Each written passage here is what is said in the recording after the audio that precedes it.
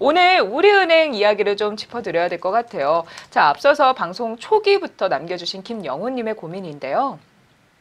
안녕하세요. 우리은행 16,000원에 20% 보유 중이라고 하십니다. 16,000원에 20%. 세컨더리 보이콧 때문에 흔들리고 있는 것 같은데 어떻게 대처해야 할까요? 라고 남겨주셨어요.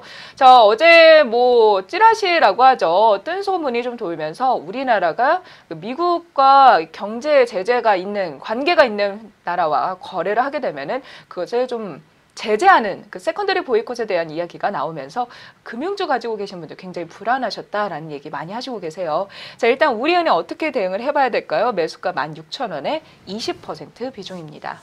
자, 이제 은행주는요, 제가 2015년도 그때 2015년도 8월달, 9월달 사실 우리은행보다는 이제 기업은행하고 그 다음에 은행주, 기업은행을 필두로 해서 은행주 한 두세 개 정도를 국민은행 그리고 KB은행하고 하여튼 이 은행주들을 그때 당시 좀 강하게 얘기했었던 때가 있었는데 그때 왜 강하게 얘기했었냐면 일단 차트의 위치를 한번 볼게요. 일단 위치도 굉장히 바닥권역 때에도 있었지만 그때 당시 시장이 별로 좋지 않았습니다. 2015년도 그때 8월달 9월달 별로 그렇게 좋은 얘기들이 없었을 때 뭐 우리나라 막 사드 얘기 그때 이제 처음 막 나오면서 막 종목도 박살나고 있을 때 그때에서 그렇게 시장이 안 좋으면 호재를 한번 찾아보면 그때 금리 인상 때문에 시장이 많이 빠지는 이유들이 많았었거든요. 그때 당시. 그래서 금리 인상 때문에 빠진다라고 하면 반대적으로 금리 인상 수혜주가 은행주 아니냐라는 얘기를 하면서 그때 당시 이제 서울 모모아 방송에서 이거를 추천했었던 적이 있었어요. 근데 그때에서는 그 금리 인상 이슈 때문에 추천한 게 아니고요. 사실은 차트 자체가 바닥권역에서 형성이 돼 있었기 때문에 자, 한번 차트를 볼게요. 지금 우리은행 이렇게 돼 있는데요. 여기 말고 뭐 산업은행이라든지 아니 뭐 KB 국민은행 KB 국민은행, KB은행, KB금융. KB금융이죠. 그쵸. 자, KB금융. 자, KB금융을 보게 되면, 차트를 보게 되면 2015년도 이때 당시입니다. 그러니까 차트가 바닥에 있잖아요. 그쵸? 그러니까 바닥권역에 있고, 그리고 KB금융도 있었고, 이때 당시는 KB금융 나중에서 이렇게 강하게 움직였지만, 이때 당시는 좀 약했어요. 그때서는 기업은행이 좀 강했던 것 같아요. 그래서 기업은행은 차트를 보게 되면, 그쵸? 기업은행은 여기에서 좀 강한 모습을 가지고 있죠. 그래서 2015년도 맞을 거야. 아마 2015년도, 2016년도 이 바닥권역에 있을 때에서 이 종목들을 여기에서 강하게 많이 얘기했었던 종목인데 이게 생각보다 많이 올라갔습니다. 근데 차트 모양 보니까 2015년도 12월 달이고 2016년도 12월 달인 것 같은 느낌이 드는데 8월 달 이때인 것 같아요. 정정하겠습니다. 2016년도 8월 달 이때 자리에 보게 되면 제가 참 좋아하는 자리입니다. 보면은 모양새를 보게 되면 이렇게 상승을 했죠. 조정을 받았죠. 그리고 쭉 바닥에 있죠. 그리고 이중바닥형도 만들어 놓고 있고 그 당시 시장이 안 좋았는데 시장이 빠지는 이유가 금리 인상이래요. 그럼 금리 인상 수혜주가 은행주인데 은행주가 마침 고점에 있었으면 금리 인상한다는 이유로 저는 쳐다도 안 봤을 겁니다. 근데 바닥권역에서 모양이 만들어지고 있기 때문에 그래서 이 종목을 얘기를 했고 그래서 이렇게 연말에 이렇게 잘 올라가길래 그때에서 그냥 배당 먹고 파셔라라고 얘기했는데 그 이유에서 어마어마하게 올라갔어요.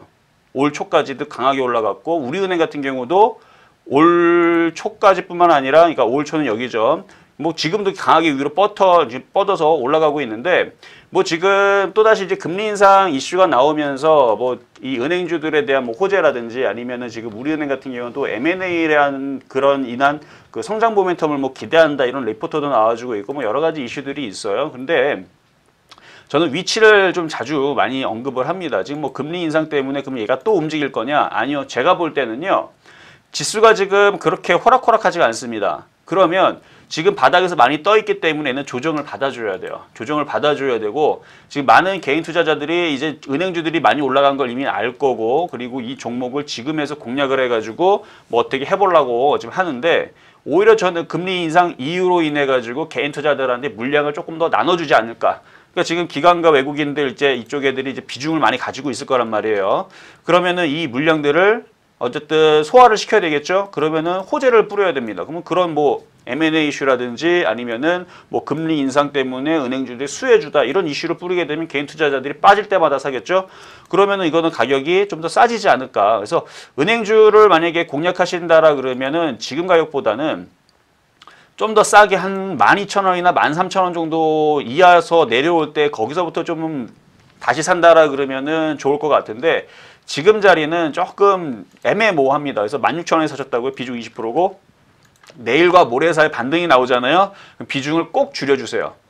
꼭 줄여주세요. 왜냐면 시장에 올라갔다 결국 또 빠지게 되면요. 대형주들은 다시 빠지게 돼 있는데 지금 뭐 금융주뿐만 아니라 은행주, 뭐 증권주 최근에 좀 반등이 나와서 지금 증권주도 마찬가지고 근데 분명히 한번 또 빠질 겁니다. 그리고 은행주들의 위치가 그렇게 바닥이 아니에요. 지금 이미 많이 올라간 상태에서 조정을 좀 받기는 했지만 여기에서는 조금 더 조정이 더 필요한 구간으로 지금 이미 진입이 돼 있는 상황이에요. 은행주들은 기업은행뿐만 아니라 모든 은행주들은 이미 한번 그 기세가 한번 꺾인 흐름으로 지금 진행이 되고 있기 때문에 싸게 이제 가격이 들어왔을 때 공략을 해야 마음 편안하게 여러분들이 요리를 할 수 있지 은행주 이거 요리하기 굉장히 어렵습니다. 왜냐면 이게 덩치도 크고 물량도 크고 하기 때문에 이거를 만약에 그러니까 기업은행 기준으로 만약에 제가 이거를 다시 좋은 종목이라고 다시 소개를 시켜드리고 싶으면 한 12,000원에서 12,500원 그러니까 요 정도 빠지면 은행주들을 여러분들한테 다시 소개를 시켜드릴 수가 있는데 지금 자리는 애매해가지고 그러니까 전략은 어떻게 하자? 그래서 우리은행 같은 경우는 반등 내일과 모레 반등 나오게 되면 일단 비중을 줄이는 대응을 말씀을 드리겠습니다.